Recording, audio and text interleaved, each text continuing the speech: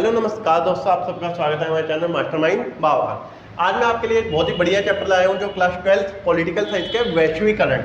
ये विश्व का आज के टाइम पे सबसे गर्म मुद्दा बना हुआ है, वैश्वीकरण, ग्लोबलाइजेशन। आखिरकार क्या होता है ये वैश्वीकरण और इसके क्या क्या इम्पैक्ट देखने को मिलते हैं, हमने कब वैश्वीकरण को अपनाया और क्यों वैश्वीकरण को अपनाया, ये सब चीजें हमें इस वीडियो में जानने को मिलेंगी। तो समझो चीजों को। देखो, वैश्वीकरण का मतलब क्या होता है? दो शब्दों से मिलकर बने, विश्व जमा एकीकरण, अर्थात विश्व का एकीकरण। पूरे विश्व को एक करना, पूरे विश्व को एक गांव समझ लेना, पूरे विश्व को एक छोटा सा घर समझ लेना, क्या है? वैश्वीकरण। इसमें हम पूरे दुनिया की अर्थव्यवस्थाओं को जोड़ देते। पहले हम इसमें सिर्फ अर्थव्यवस्था को देख रहे थे, सिर्फ आर्थिक चीजों को देख रहे थे, लेकिन आज के टाइम पे इसके और भी प्रभाव देखने को मिले हैं, जैसे कि राजनीतिक, सांस्कृतिक, यानी अब वो अर्थव्यवस्था से हटकर संस्कृति पर भी आ गया और राजनीति पर भी आ गया। तो हम समझेंगे कैसे, किस तरीके से विश्व एक हो रहा है और किस तरीके से तेज गति से विश्व में एकता बढ़ती आ रही है, और भारत कैसे इसमें इन्वॉल्व हुआ, भारत ने कब वैश्वीकरण को अपनाया, किन परिस्थितियों में अपनाया और क्यों अपनाया। तो देखो, इधर वैश्वीकरण का मैंने सिंपल सा शब्द लिखा है, एक विश्व का एकीकरण, है ना? विश्व का एकीकरण वैश्वीकरण होता है। लेकिन ये एक समझने के लिए, इस पर नंबर नहीं मिलेंगे आपको, है ना? तो अगर आपको 2 नंबर पाने हैं तो बड़ा केवल सिंपल से 4 शब्द यूज करने हैं। कितने? 4 शब्द याद करने हैं। 4 शब्द कौन से हैं? पूंजी, श्रम, तकनीक,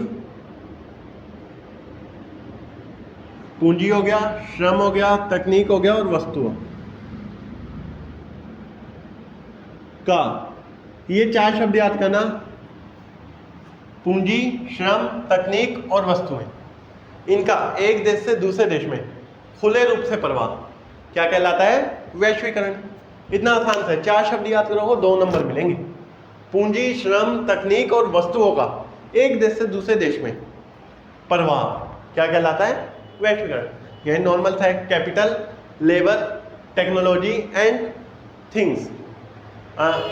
एक कंट्री से दूसरी कंट्री में मुक्त, मतलब एक तरीके से कहते हैं फ्री फ्लो, है ना?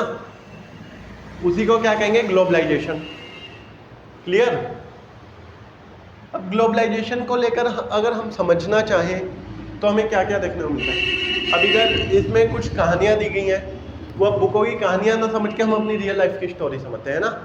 जैसे कि एक MNC होती है, मल्टीनेशनल कंपनी, मल्टीनेशनल कंपनी। अब बेसिकली वर्ड आता है कि MNC है क्या? इसे हिंदी में कहते हैं भैया बहुराष्ट्रीय कंपनी।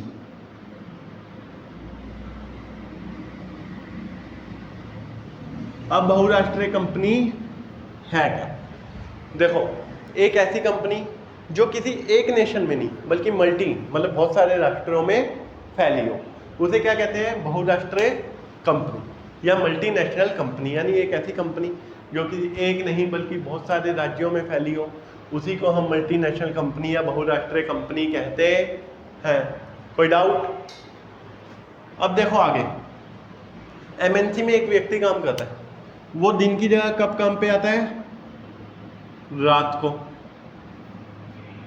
दिन की जगह कब काम पे आता है? रात को। कौन सा कैलेंडर फॉलो करता है?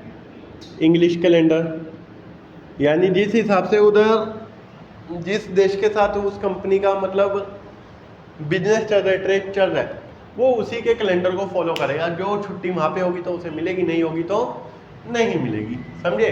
वो बात भी कौन सी लैंग्वेज में करता है? प्रॉपर इंग्लिश में। क्यों? क्योंकि बाहर की कंपनी से, है ना, उनके साथ एक हमें लैंग्वेज चाहिए जो हमें मिली हुई है, इंग्लिश इंटरनेशनल लैंग्वेज, है ना, उसी में तो हम उनसे संपर्क कर पाएंगे। अगर हिंदी में बोलेंगे तो उन्हें समझ नहीं आएगा। समझे? यानी एक व्यक्ति जो MNC में जाता है वो पूरे तरीके से अपना व्यवहार चेंज कर देता है। क्यों? क्योंकि वैश्वीकरण, यानी हम दूसरे देशों से जुड़े हुए हैं। अगर हम दूसरे देशों से ना जुड़े होते तो ये व्यवहार हमारा बदलता नहीं, बल्कि वैसे ही रहता। क्लियर? अब उसके बाद हम समझते हैं MNC के बाद आखिरकार भारत ने वैश्वीकरण को क्यों अपनाया। क्या ऐसी स्थितियां नहीं होंगी जिस कारण भारत को ये वैश्वीकरण की स्थिति को अपनाना पड़ा, है ना। देखो वैश्वीकरण कोई आज की उपज नहीं है, वैश्वीकरण बहुत पुराना है ना।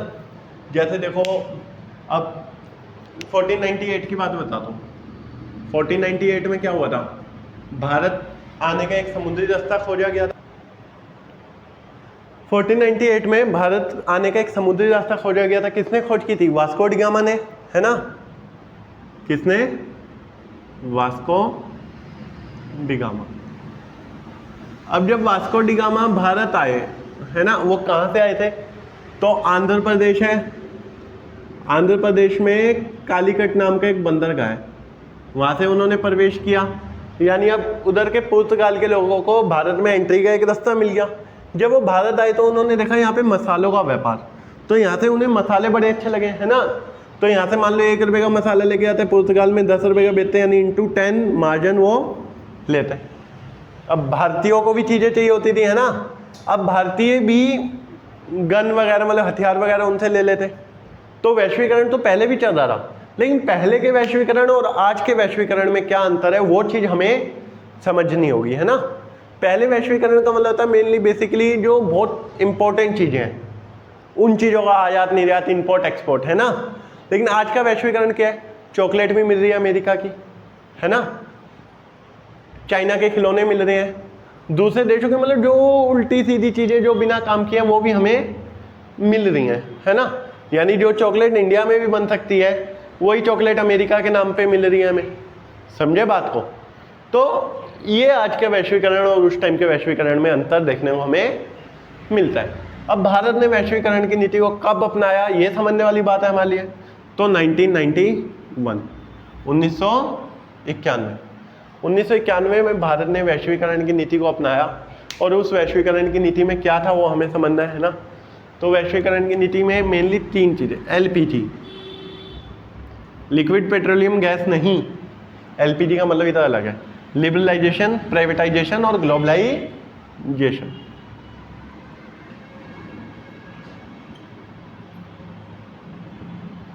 निजीकरण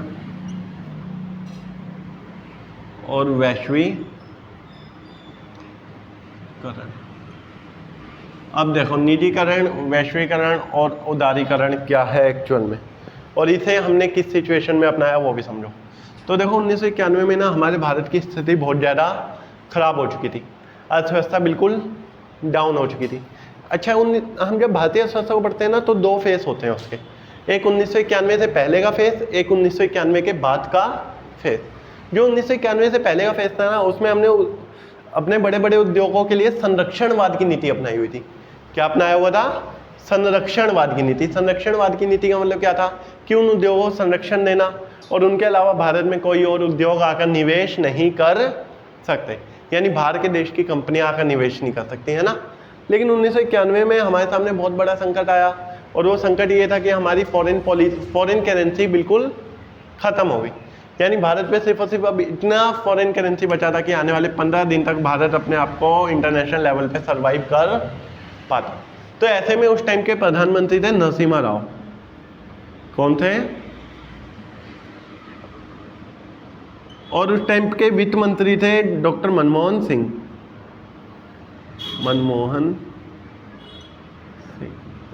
तो देखो जो नरसिम्हा राव थे वो डॉक्टर मनमोहन सिंह थे, है ना। नरसिम्हा राव प्रधानमंत्री थे, डॉक्टर मनमोहन सिंह वित्त मंत्री थे। तो नरसिम्हा राव ने डॉक्टर मनमोहन सिंह को ये जिम्मेदारी सौंप दी कि कैसे भी करके अब तुम्हें अपनी अर्थव्यवस्था को धक्का देना है और अपनी अर्थव्यवस्था की नाव आगे बढ़ानी है ना। डॉक्टर मनमोहन सिंह बहुत बड़े अर्थशास्त्री हैं, है ना, बहुत दिमागदार इंसान है। तो इन्होंने बहुत ट्राई किया, जाके वर्ल्ड बैंक से, IMF से लोन मांगा। IMF ने कहा कि भाई तुमने अपना पहला लोन भी नहीं चुकाया, अब मैं दोबारा दे दूं तो उसकी भी क्या गारंटी है कि तुम चुका पाओगे, है ना। तो ऐसी स्थिति में बात आई, IMF ने फिर कंडीशन बोला कि मैं चलो मानता हूं तुम्हें लोन दे दूंगा, लेकिन मुझे कुछ प्रूफ तो दो कि तुम उस लोन को चुका पाओगे वापस, है ना। तो उस स्थिति में उन्होंने एडवाइस किया एक मॉडल जिसे LPG कहा गया, लिबरलाइजेशन, प्राइवेटाइजेशन, ग्लोबलाइजेशन। अब हमने उदारीकरण, निजीकरण और वैश्वीकरण का अर्थ समझते हैं। वैश्वीकरण मैंने आपको पहले ही समझा दिया, यानी मुक्त प्रवाह हो जाएगा, टैक्स बिल्कुल ख़त्म हो जाएगा, बिल्कुल मतलब बिल्कुल ख़त्म तो नहीं, बहुत डाउन हो जाएगा, है ना। दूसरे देशों से जो इंपोर्ट एक्सपोर्ट हो रहा है उस पर टैक्स डाउन हो जाएगा, तो उसका मतलब होता है वैश्वीकरण, ग्लोबलाइजेशन, है ना। अब उदारीकरण का मतलब क्या बेटा, उदारीकरण में दो पॉलिसीज अपनाने वाले थे हम। एक तो लोन प्रोवाइड कराना, वो भी मिनिमम इंटरेस्ट पे, ठीक है, कम से कम ब्याज पे लोन प्रोवाइड कराना। अगर कम से कम ब्याज लोन प्रोवाइड होगा तो ज़्यादा से ज़्यादा लोग लोन लेकर फैक्ट्रियों में इन्वेस्ट करेंगे, है ना, और फैक्ट्रियों में इन्वेस्ट करेंगे तो उससे रोजगार बढ़ेगा। और दूसरी चीज़ क्या रखी गई भी, ज़्यादा से ज़्यादा लोन प्रोवाइड कराना, और दूसरी कंडीशन रखी गई कि लोन के साथ साथ एक सबसे बड़ा सिस्टम उस टाइम चलता रहा लाइसेंस का, लाइसेंस प्रोसेसिंग, है ना। तो उस टाइम पे लाइसेंस मिलना उद्योगों के लिए बहुत मुश्किल प्रोसेस हुआ करता था, तो लाइसेंस को आसान बनाना उदारीकरण के अंडर हमने रखा। और फिर निजीकरण का मतलब क्या था, कई उद्योगों को धीरे धीरे करके प्राइवेट करना, है ना। और बाहर की कंपनी मतलब सबको प्राइवेट करेंगे धीरे धीरे, लेकिन है ना, एकदम उठा के कर नहीं देंगे। और फिर वैश्वीकरण में बाहर की कंपनियों को आकर निवेश करने की भी परमिशन दे देना, है ना। लेकिन उस टाइम पे एक कंडीशन रखी गई 51% प्लस 49%, यानी पूरा इन्वेस्टमेंट कोई बाहर की कंपनी नहीं कर सकती थी हमारे भारत में आके। उस कंपनी का इन्वेस्टमेंट कितना रहेगा 49%, हमारी भारतीय कंपनी का 51%, यानी 49 और 51 का इधर रेशियो रखा गया क्योंकि अपनी भारतीय कंपनी हावी होनी चाहिए। कोई डाउट यहाँ तक क्लियर? ये चीज तीनों को हमने समझा कि आखिरकार उदारीकरण क्या है, निजीकरण क्या है और वैश्वीकरण क्या है, और हमें क्या जरूरत पड़ी इसे अपनाने की। अब जो नेक्स्ट वीडियो होगी हमारी, उस वीडियो में हम समझेंगे कि किस तरीके से जो वैश्वीकरण है वो एक श्राप और एक वरदान साबित हुआ, है ना, और किस तरीके से जो वैश्वीकरण है हमारी भारत पर उसका इफेक्ट हुआ, और किस तरीके से भारत का वैश्वीकरण पर इफेक्ट हुआ, है ना। तो हर एक चीज़ हम नेक्स्ट वीडियो में, और इसके राजनीतिक, सांस्कृतिक और आर्थिक प्रभावों को हम नेक्स्ट वीडियो में क्लियर समझ लेंगे। कोई डाउट? अगर आपको ये वीडियो पसंद आई हो और पूरी जानकारी पसंद आई हो तो ज़्यादा से ज़्यादा वीडियो को लाइक और शेयर करें और हमारे चैनल को सब्सक्राइब कर लें। धन्यवाद।